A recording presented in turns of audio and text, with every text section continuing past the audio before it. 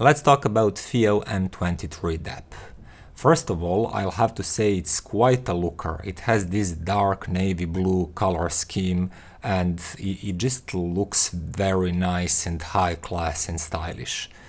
Choice of materials help quite a lot, of course, because we have aluminium on the sides, tempered glass in front and in the back. And that back side is also dark navy blue, but it reacts to light and angle you're looking at it. But it does look really good at all times, in my opinion. And there are plenty of physical buttons around the device, and I won't talk about all of these because it would take too long, but one thing that I like is this carbon looking rocker on the side, and it also has like a feel when you touch it. It really does look nice and quite premium in real life, and you can use it two ways. One is to just simply press on it, it has two sides. The other one is to use it as a touch screen and slide over it.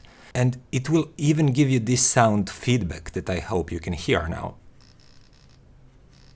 And you can use this one in several different ways. You can lock it so it doesn't register your touches, and you can even fully disable it from options if you find it annoying. The screen is big and colorful. It's an IPS display of a very decent size. Then we have the SoC, which is quite fast and snappy, so everything you do in the UI and the apps feels reasonably snappy, like using a mid-range smartphone, which was not always the case with DAPs. The battery is quite big too, you can fast charge it with 30 watts charger. The operating system itself is Android, so you can install many apps from Play Store. There is even a Fiio store with some dedicated apps for this device in particular. I tried using Tidal, it works really great. I tried using Rune because this one is Rune ready. That also works quite nice. And there's of course a Wi-Fi connectivity, then Bluetooth connectivity, and all the ways and protocols you can use to connect to this device. There are so many of them that I will not cover them in this review. You can just go to the official web page and see whatever interests you. I'll mention some interesting things though, because on the bottom you can see two USB-C inputs. One is for the data and like feeding this one digital signal, but the other one is reserved for power, so you can power this one with external power supply.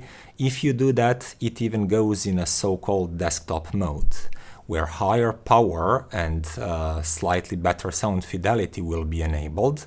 And in desktop mode, the internal battery is not used, so you save battery if you use it as a desktop device. Two outputs on the top are 3.5mm and 4.4mm. These are single-ended and balanced headphone outputs. They can also be configured to serve as line outputs and as a coaxial SPDIF output. Then if you enter menus and settings, there's quite a bit to play with here. For example, you can choose different digital filters. You can choose different working modes, like the normal one, default one, Android mode, when it behaves as a smartphone. Then you have a music dedicated mode, where just a music player is active and the sound becomes slightly better. But the most convenient mode is definitely Android mode, because in this case everything works as you would expect it to if you ever use the smartphone. But unlike any smartphone, this DAP actually has a flagship AKM DAC inside. And it also uses a pretty good and powerful headphone amplification. As I said, there are balanced and single-ended outputs on top. And the headphone amp power is very respectable, going up to 500 milliwatts in its normal mode of operation. But once you connect external power supply to this USB-C power port, desktop mode engages and more power is unleashed on its outputs, and it can go up to 1 watt. There is also another way to do this if you go into options and enable Hi-Fi boost. That will basically enable you to use that desktop level power without having an external power supply. But the cost for that is that it will drain your battery more. And you get all of that for the price of $700 US. But how it performs in real life, and what about those modes and the differences and comparisons with other DAPs, let's find out. Even though I didn't review that many Fiio devices, I have tried enough of them to know that Fiio's sound signature is more on a warm and really nice, smooth, kinda laid-back side of things. Fiio never tries to catch your attention with overly forward, detailed and sharp kind of sound. And many people that I personally know really love that about the Fiio's sound. And I can notice that sound, a house sound signature with Fiio M23 too. It starts with really healthy and weighty bass line that goes deep and punches well. It's on the warmer side, but the good thing about M23 is that the bass line is very agile and it's well behaved. Some older and more affordable Fiio devices could go into too much of warmth that could occasionally muddy fine details and transients and tone textures. But as I mentioned, those were older and also more affordable Fiio devices that I've listened to. M23 does not have that problem. It has that sound signature, but without the problem of muddiness and not being resolving, because it really is.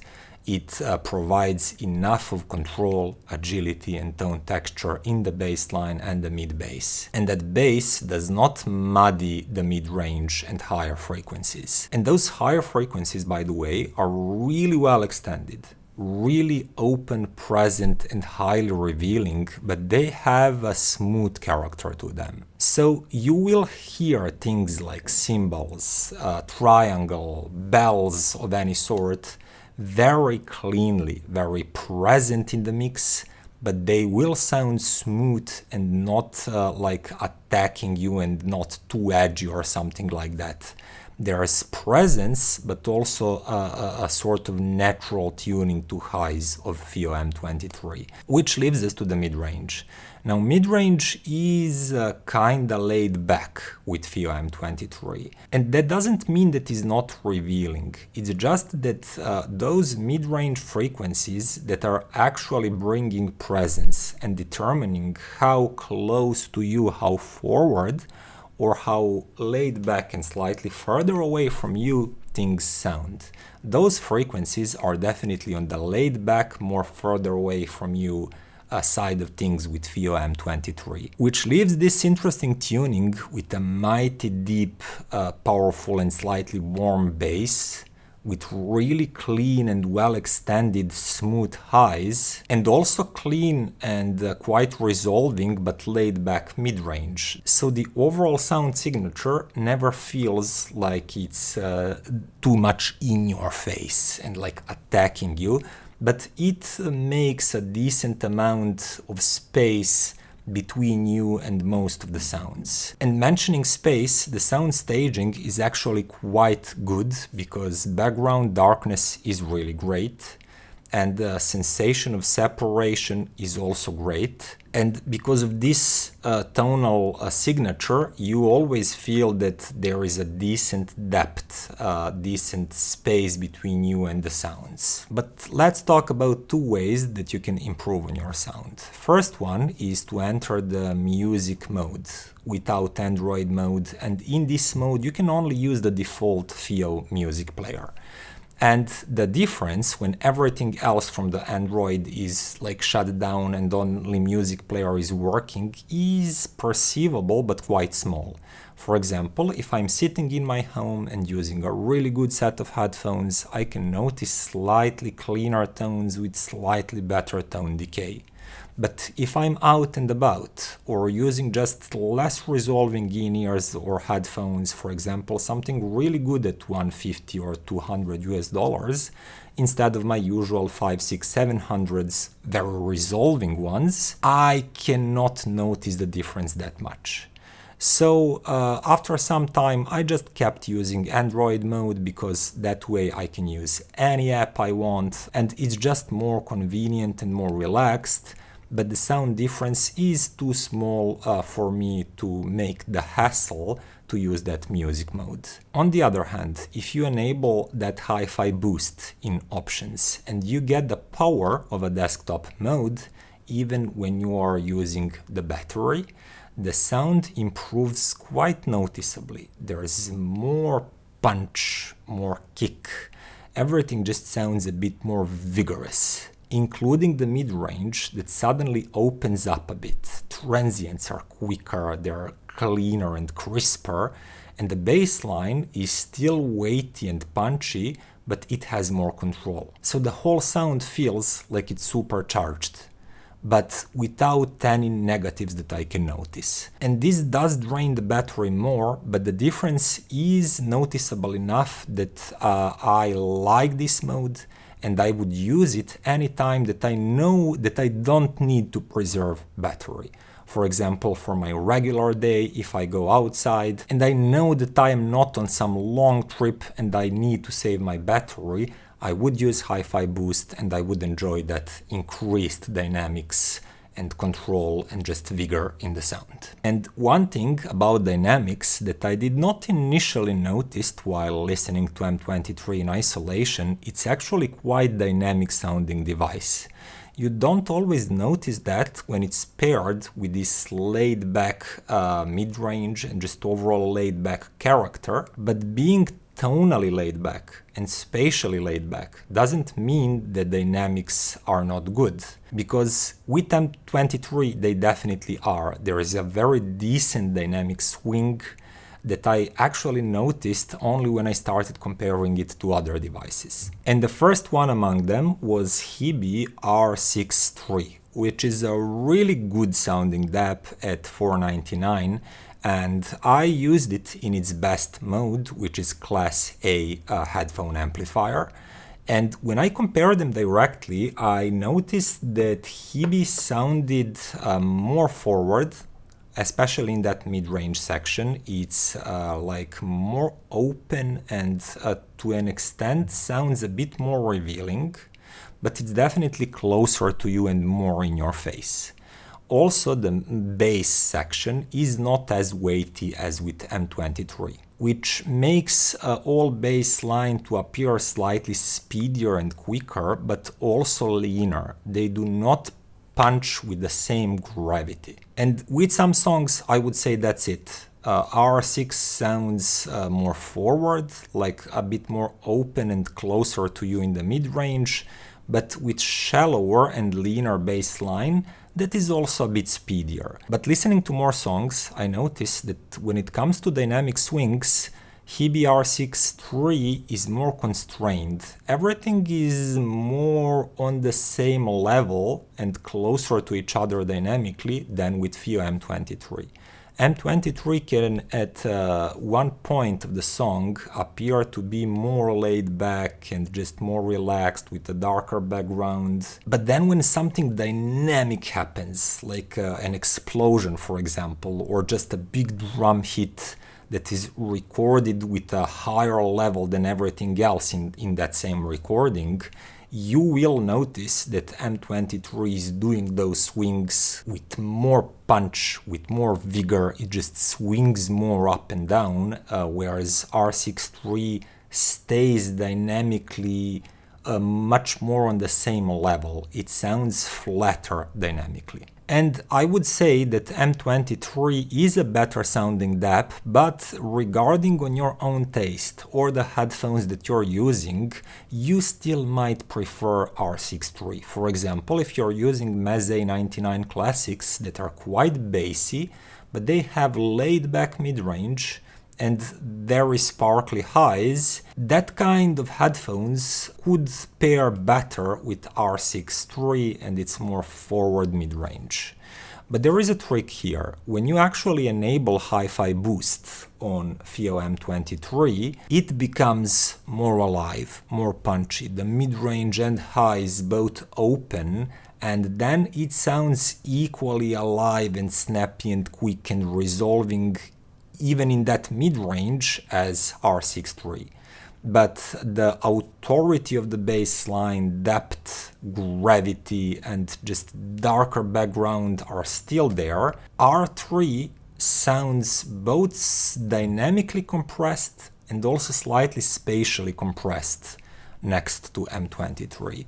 And in that case, I have to say that M23 does sound better. Next, if you're wondering how would maybe M23 compare to something more affordable, like recently reviewed Hiby R4, well, you maybe remember, if you watched that review, that I told that R4 is actually beefier sounding than the R6 III, meaning it has more weight in the bass line and to some extent sounds weightier and fuller. But what I also said is that R4 cannot fully match R6 III's detail retrieval and airiness. It's a small difference, but there it is. So yes, R4 is more similar in terms of tonality with Fiio M23, but it cannot fully match its resolution, its dynamics, and how spacious it sounds. Also, in a direct comparison, you'll notice that Fiio M23 is a bit smoother and a bit more natural sounding. So the difference in sound is noticeable. It's not as big as the price suggests, because it never is in hi-fi, but M23 does sound more dynamic, more alive, slightly more revealing and smoother, which really doesn't take anything from R4 and how fantastic value it is, but in absolute terms, M23 is a better sounding DAP. And lastly, I wanted to see how M23 compares to a really good standalone portable DAC, like Chord Mojo 2, when it's connected to your smartphone. And there are some nuances to that comparison. If you just attach Chord Mojo 2 to your smartphone and you don't use any fancy audiophile software, just like your normal apps from your smartphone manufacturers or the official Tidal app, Spotify app, etc., Chord Mojo 2 will actually match Fiio M23 when it's not in the hi-fi boost mode and on its single-ended output. But once you move to a better player for your smartphone, like USB Audio Player Pro, that can actually take control of your DAC and use it in a so-called exclusive mode, overcoming some of the Android problems, serving it bit perfect digital data, something that Android doesn't do by default, the overall snappiness and just how resolving and clear everything sound improves. And in that case, Chord Mojo 2 does sound better than Fiio M23 at its worst. But if you enable a hi-fi boost mode, that we talked about already, M23 improves, and once again matches what Chord Mojo 2 with that USB Audio Player Pro can offer you. But the last thing that you can do for Fiio M23 is to actually use its balanced output. And given that this is a true balanced output, it provides slightly wider, airier soundstage, even more controlled bass line, and just a bit more of the detail retrieval. And all of these small bits put together achieve slightly better, slightly more dynamic, and slightly more revealing sound than Chord Mojo 2 at its best with a smartphone can. Which leads us to the conclusion. Now, Fiio M23 DAP is at $700 it's not something that will rock the world of DAPs, something that will realign values and expectations on the market. But nonetheless, it is a really good DAP with great build, great look. Operating system is an older Android that gives you lots of options when it comes to connectivity and apps and just things that you can tinker with. Dedicated audiophile options like these different working modes or just equalizer. Yeah, there is an equalizer on board, including parametric EQ. They're system-wide, they work really great. And there are just many audio-related options that you don't get with your regular smartphone. It's just basically a really high-quality portable audio device, and I think that level of quality matches the asking price. So if you are on the market for something really good and you have the budget for Fiio M23, I think it's a very good option. And with that, I hope you like this video. See you next time.